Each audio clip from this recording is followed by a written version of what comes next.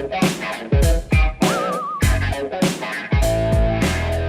everybody, it's Sara And it's Charity. and welcome to Bobbleheads on the Dash. So this is our pilot episode for our YouTube series that we are so excited to start. And Bobbleheads on the Dash is kind of an idea that I thought of just randomly thinking about a little bobblehead on the dashboard of your car.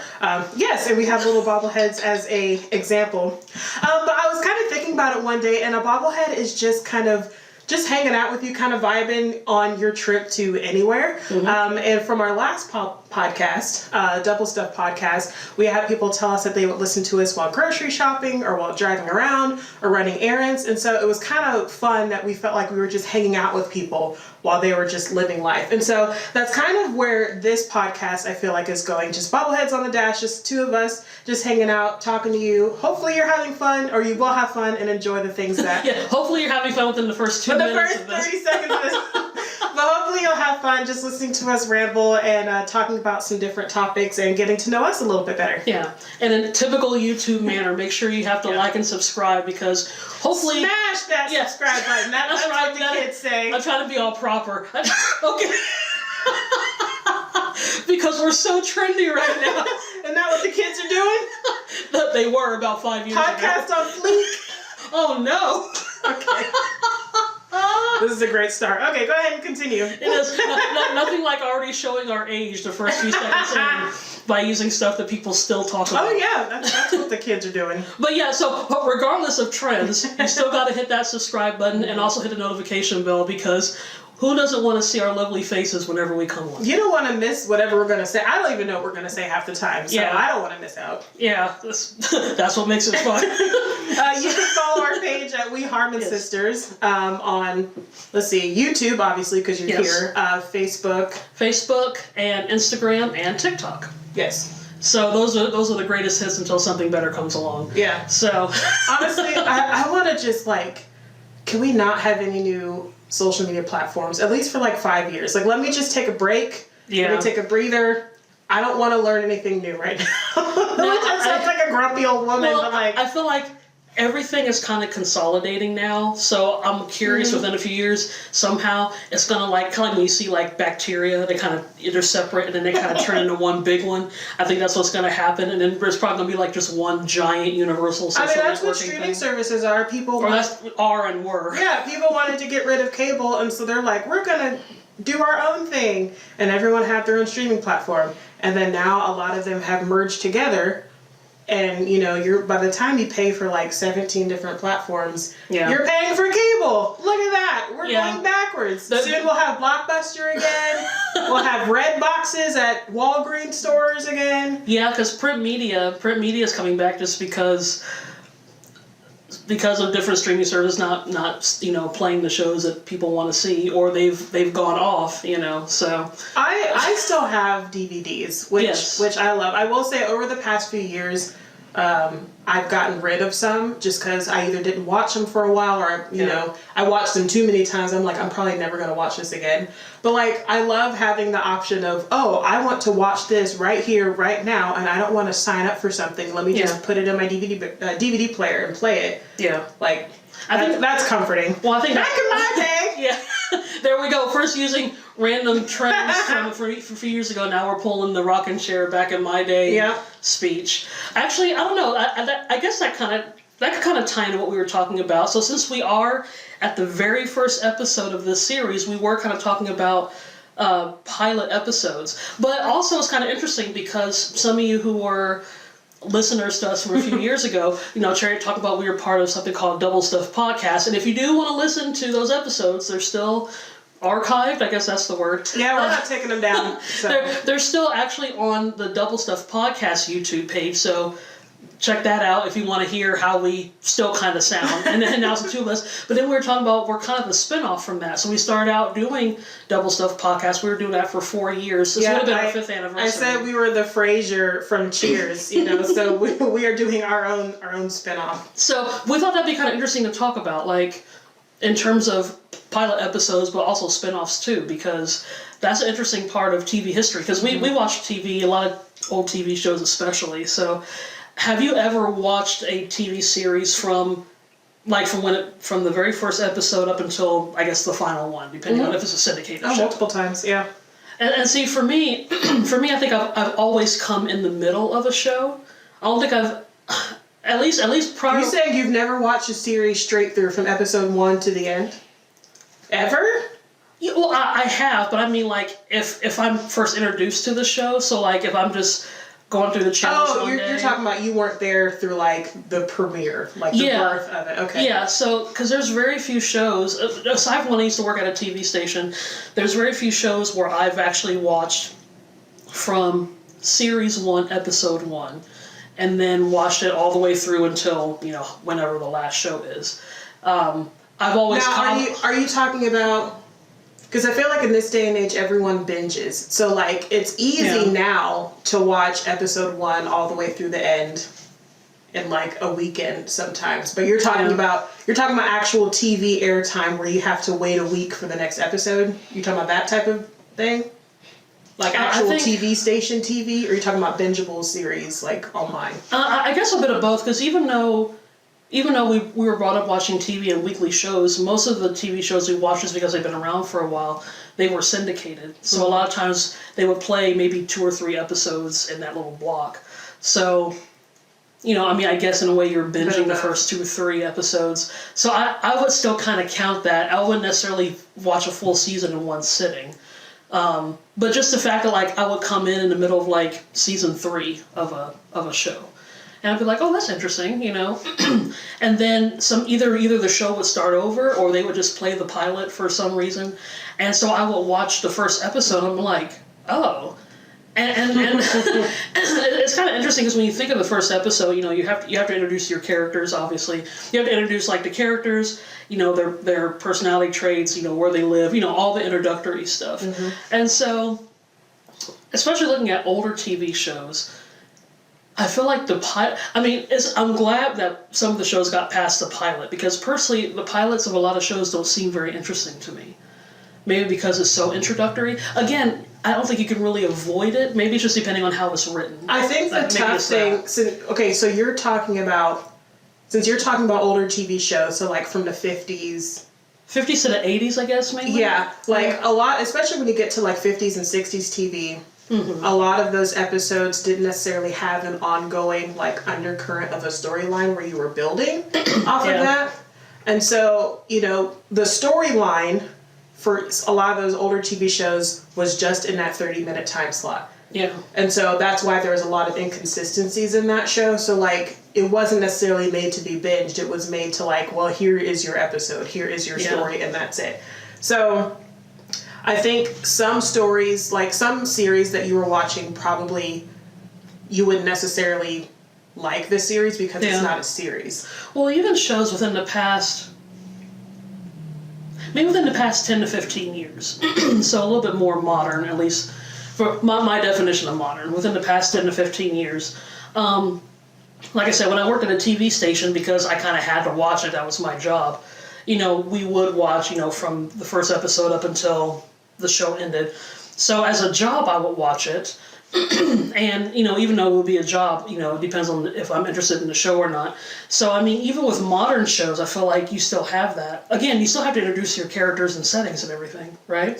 So that part really hasn't changed. Maybe it's packaged a little bit differently, right? So I'm thinking, we were just talking about streaming services, because everybody has streaming. And so... I think 2 days ago, I was just kind of scrolling through a particular platform. I won't say which one. And I kind of have a certain taste. There's things I like and things I don't like. But I was like, you know what?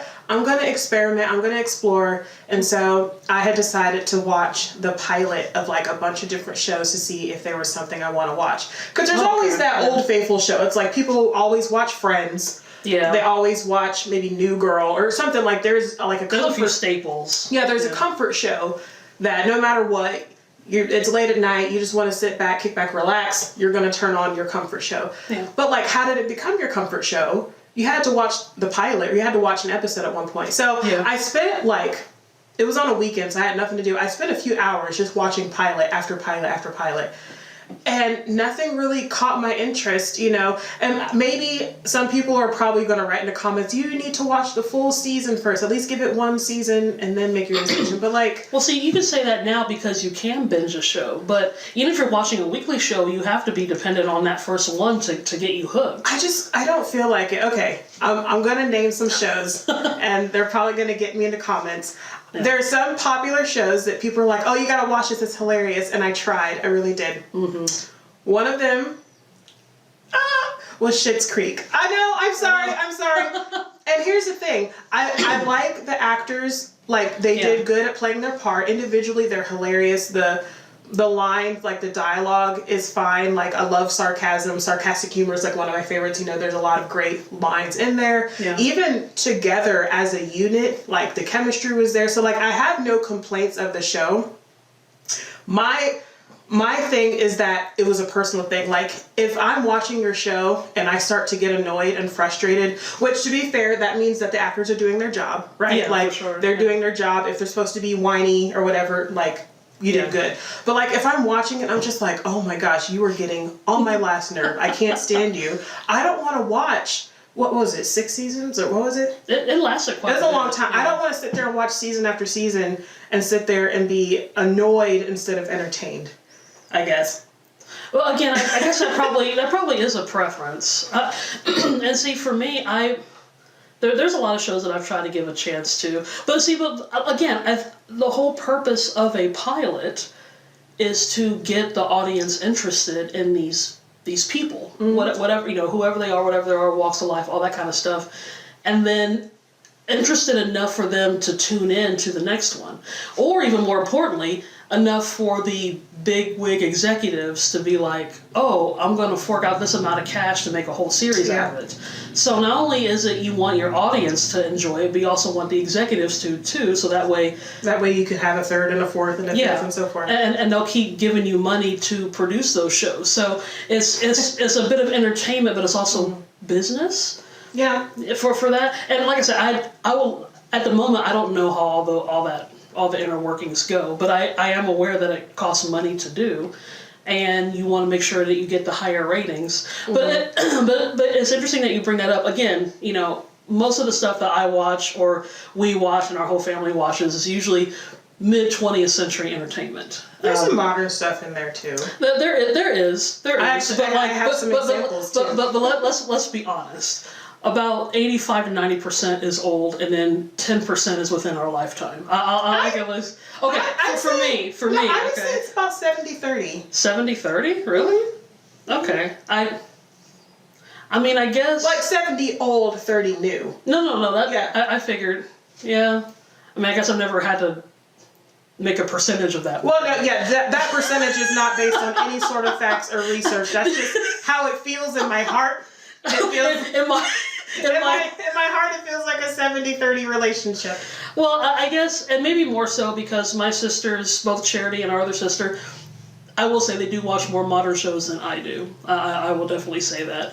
But it's interesting, even watching a lot of older shows, like the Dick Van Dyke Show, for example, or like the Bob Newhart Show.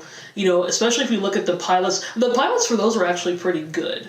But like, there's some I'm like, I'm so glad we got past that. Well, for the Dick Van Dyke Show, the actual pilot didn't have Dick Van Dyke. It was Carl Reiner playing the lead role. Yeah. And then actually the Andy Griffith Show, the actual unaired pilot, Danny Thomas was and I thought it was supposed to be a crossover between the Danny Thomas Show and the Andy Griffith Show. Because I thought, doesn't Andy arrest Danny? He does. Yeah. And like the jail is like completely different looking. I mean, even like with the Dick Van Dyke Show, like different apartment, different setting. Yeah. Well, then you have something called sample shows, which I'm kind of curious if the Carl Reiner version of Dick Van Dyke Show was a sample show. And then they were like, the idea is good, but we need to make a few changes, and then we have the pilot. Mm-hmm. So it's like something that you make is probably mainly for a test audience, or maybe to test with the execs, however it works, just to see if it's even a doable thing, if it's something interesting enough. Mm-hmm. I'm assuming that there's some kind of negotiation between. Well, I don't know if those actually aired on TV.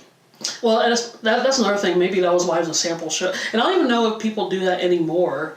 I feel like I feel like you probably do that a lot back then. You only had like 3 channels with ABC, CBS, and NBC, right? Mm-hmm. So you only had 3 channels. So whatever you did, it had to be good because you only had 3 channels to choose from. Now we have like 5,000. Well, and a lot of old TV shows were like radio shows first. A lot of them, yeah. And then they transitioned to TV. So they were kind of already established to where you didn't have to depend on that pilot episode.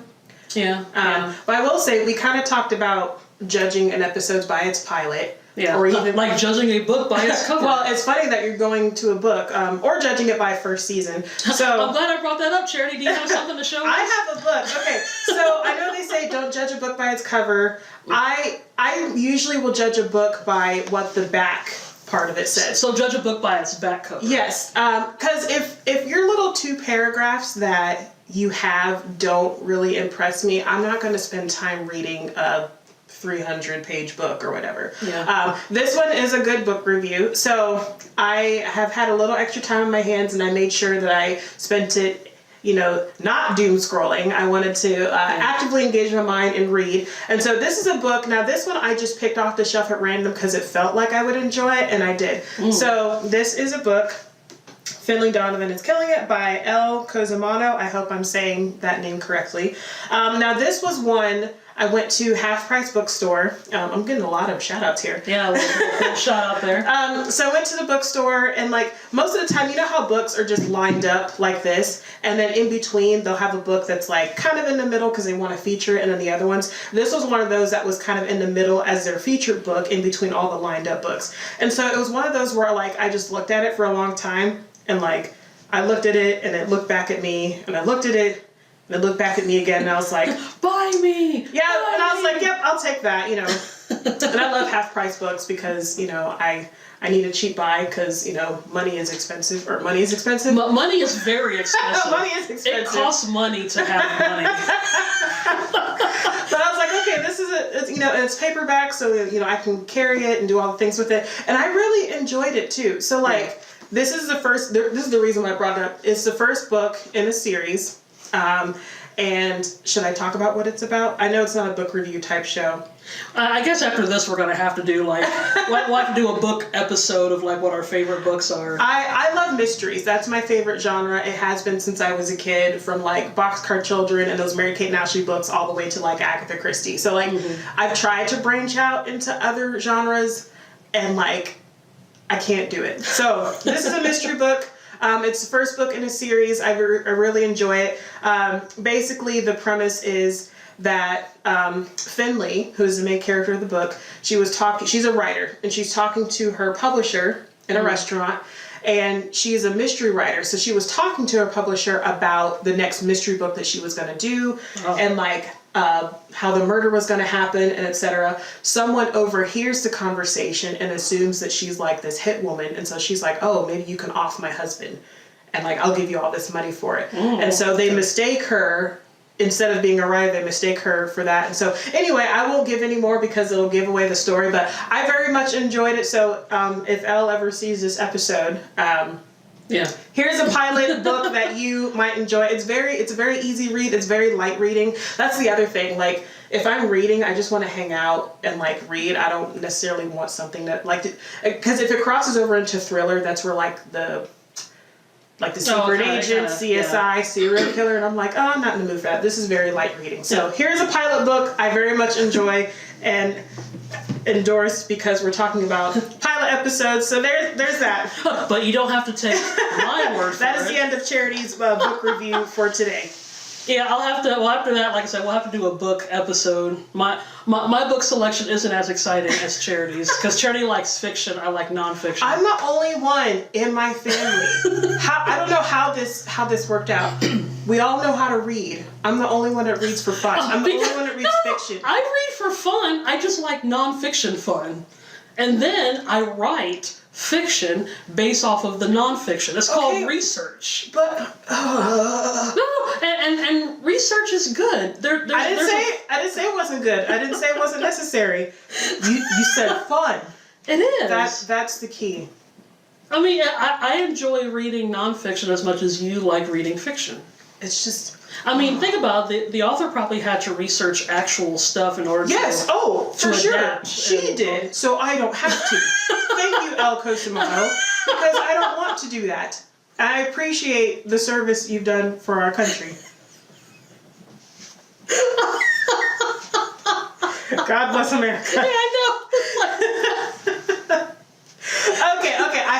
I have another example that I think you might like. There we go. Okay. Since we were talking about pilot episodes and old TV shows, take that out for me. This one here? Yes. Okay, so... Ooh, and it's holographic. Yes. So let's talk about the Brady Bunch. Now, the Brady Bunch is what I would consider to be like good dishwashing TV. Like if you're cleaning the house... That's a good... Is that an actual term? I don't know. Is it? I'll have to look that up. Actually, really quick. Okay, I got my phone. While you're looking that, I will introduce this. Okay. So, very often, on a Saturday morning, I'm needing to clean the house. So, if I'm washing dishes or if I'm dusting or, whatever my chores are, folding laundry, if I'm doing something where I'm going to do a chore and, be stationary for a couple hours, then this is something that's good to just pop on and have in the background, because you don't want to watch a show where you need to pay attention and think. Yeah, nobody wants to think about stuff while they're doing work. Well, because, if I've already seen this series, and it's a very light series, it's something that I can just turn on and live my life and not have to worry about. So, Brady Bunch is good chore dishwashing TV. Now, I will say, and you'll probably like this, do you remember the pilot episode of the Brady Bunch? The wedding. Yes, the wedding. Okay, so I feel like the pilot episode of the Brady Bunch is very similar to maybe like a Doris Day film. To me, it seemed like a really short movie versus the cutesy topics that they talked about in the episode.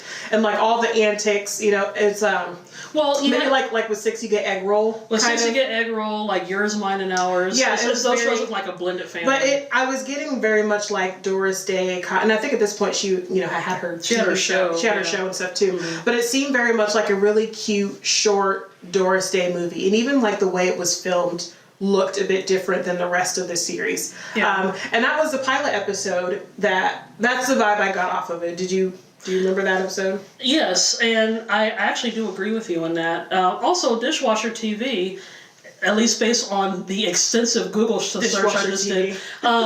So sounds like the Home Shopping Network. The Dishwasher TV. Or is it Dishwashing? Dishwashing TV. Well, either way, I think we should definitely make that a phrase and maybe the title of this episode, because usually, at least based on what I saw, it's just TV, and then how to look at dishwashers on a TV set. Okay, so they took it very literal. So they took it very literal. At least, like I said, very extensive 2 pages worth of Googling. So I think honestly that's a good phrase to kind of describe. Even some movies I like to watch. They're good dishwashing movies, but it's just good background noise. Mm-hmm. And you can sing along, because I like looking at old musicals where you can quote stuff, but you can still do work and other things without being like, what's going to happen next? Kind of thing. So, I like that phrase, dishwashing TV. And I think the Brady Bunch is a good example of that. And, considering it was done in the late 60s, early 70s, it was or early 70s, I think a lot of people kind of considered it almost like a 70s version of like your Leave It to Beavers or something like that. It was a very wholesome family TV show. It is kind of reminiscent of that, just with bell-bottom pants, really. And since you were talking about pilots, I'm trying to think. Actually, for the past few days, when we were kind of thinking about this, I was like, what would be a good pilot that I really liked, that I liked the rest of the show? And like I said, there's very few shows that I've watched from season 1, episode 1 to now. But when I was... if you guys ever heard the TV show Psych, which is a really great... it's like a comedic version of Law & Order. That's kind of how I describe it. That's what I watched after I couldn't finish Schitt's Creek. I turned Psych. Okay, Psych. It's a good alternative. But I will say... Psych is my friends. Psych. Yeah. Friend. Yeah. Not your friend, but your friends. My friends. But I think Psych was a pretty interesting pilot. Just the fact that, you know, I mean, it's not a big spoiler because it's the title. It's an old enough show that there's no spoilers in it. Yeah, so, you know, Sean is the main guy. A lot of people, he was originally, like, arrested for something, and to get out of it, you know, he's a very observant guy, so he's able to kind of pick up, you know, he did this because he has this, and this, and there was a stain on his fingernail or whatever, and he convinced the police department that he's a psychic. It's sort of like Sherlock Holmes. Because he's very observant. Yeah, when you read Sherlock Holmes and he figures out who done it, basically, and he explains, you know, by someone's shoe print or like someone's fingernails or whatever, like that's basically what Psych is, except I mean, it's still the fact that he's observant. It's just Sherlock didn't try to fool anyone to thinking he was psychic. Maybe that's why it's like, yeah, you are trying to fool somebody. But I thought it was a pretty cleverly done pilot, and the concept of it, again, I think that's the thing with a lot of shows. It's not like we're not breaking ground per se, at least at the start of the show. Yeah, you do tend to do that, you know, even within the first season, you know, you might do something like, oh, this has never been done before, or not, at least not in this century, right? But I feel like pilots, I mean, is it safe to say that you can kind of play it safe in a pilot? You're trying to at least establish the characters before you do go overboard in a situation. I guess it depends on what the show is. I mean, maybe I'm getting too forward saying that. And for us, we're giving more examples of sitcoms. You know, maybe if you were to watch more drama or like crime TV or something like that, it's probably very different. Yeah. Most of the stuff we do is more comedic, lighthearted. Well, I can go to my next example, which you probably already saw on the table here. And since we were talking about referencing Sherlock Holmes in comparison to Psych, now I didn't watch the pilot first. Neither did I. I actually watched the pilot second. When Sherlock first came out, Sarah showed me Hound of the Baskervilles first. And then I was like, oh, this is a great show. I want all the things that have to do with Sherlock. Yeah. And so, but this is a show that I immediately liked for all the reasons. First of all, I love Sherlock Holmes, like as the stories. As a character. Yeah, read the stories in high school, loved them, read all the stories. Even some of like the spin-off stories, like other people have written Sherlock Holmes stories in homage to like Arthur Conan Doyle and stuff. I've even enjoyed those. And there have been other versions of like Sherlock series that I've enjoyed, but this is still my favorite. For one thing, I just think it's very cleverly made. I think very cinematic. Yeah, Benedict Cumberbatch and Martin Freeman have some of the best like on-screen chemistry. They're they're I don't say bromance, whatever. I just think that they just work really well together. They were the perfect people to cast in those roles. Really, even like the supporting cast was great too. Like everything about it was just a masterpiece. Masterpiece mystery. Look at that! Didn't even mean to do that. This is a show that I still recommend even after all these years. Pilot and everything else that goes with it was very, very good. And this was a series, we were talking about binging episodes earlier. This is a series. Anyone that watches any sort of like British programming like Doctor Who or, something like that, where it has a big following and that has like very cinematic type of episodes, the feeling of like watching 3 episodes per season and then having to wait like 2 years to get your next installment. Like that's, now everyone can binge. I think Disney has Sherlock now. If you have a Disney Plus account. Well, because they acquired Hulu, or they play this on Hulu. I know they've acquired. Again, we're talking about the merging of different streaming services. So you can binge this now, but for those of us that had to wait 2 years in between to figure out various things that I won't mention in case you hadn't seen it yet, that was just brutal because you were just like, and I get very attached to characters that I like. So it's just like, oh, my friends are in trouble. What am I going to do? Well, you got to wait 2 years to figure it out, So this is definitely a pilot and a series that I enjoyed. Very well done. Yeah. Even, and here's one thing, too, that you'll notice with a pilot series, whatever the starting budget is for the show, like especially when we look at a successful show, like once the show takes off, they'll have more money, they can add more characters, they can have more special effects and all that. But like if your pilot show And this probably had a decent budget even for the first show. Like if your pilot show is still good, oh yeah, and like your starting line is like really good, you can only get better, you know, as you get more funds and more people to work on your stuff. Yeah. So, yes, I'm kind of fangirling right now, but that's definitely a series that had a good pilot and a good rest of the series. Yeah. Well, I mean, I had a few others, but Charity always brings in some good visuals. So always on our first episode, I always bring in visual. I don't know. I think a visual aid is good. Plus, a visual aid is always good. Plus, it's a video, so we actually get to like show stuff. That was the thing with Double Stuffed, where I would have an example and I would have to like visually describe it because I'm like, well, you can't see what I'm doing, but here, you know, now I can show you. Yeah. All the things. Well, and I think it's also good to describe it still too, because I know with a lot of at least video podcasts or people that still just listen, you know, because we could be your dishwashing listening entertainment. That's true. So we could be your dishwashing podcast. How cute. we just need to completely rebrand now. We'll have to get rid of the bobbleheads. We'll just put some Dawn dish soap just right here. I feel like someone will probably be insulted by that, but I would love to be someone's dishwashing companion. That's what bobbleheads do. They just hang out. They're just there for the vibe. They're just there hanging out with you on your trip to wherever, and that's what we're doing. Yeah, we are your dishwashers. No. Well, I'm not washing anyone's dishes. Well, figure. We're your dishwashing podcast. We will accompany you as you clean your own house. We are not coming to your house to clean. I meant symbolically. No. Somebody's going to come and be like, can you wash my dishes? No. Because I don't even want to wash my dishes. I'm not washing your dishes. So we said all that to say we'll just stick with bobbleheads on the dash. And it'll be like, you know what? They remind me of dishwashing listening.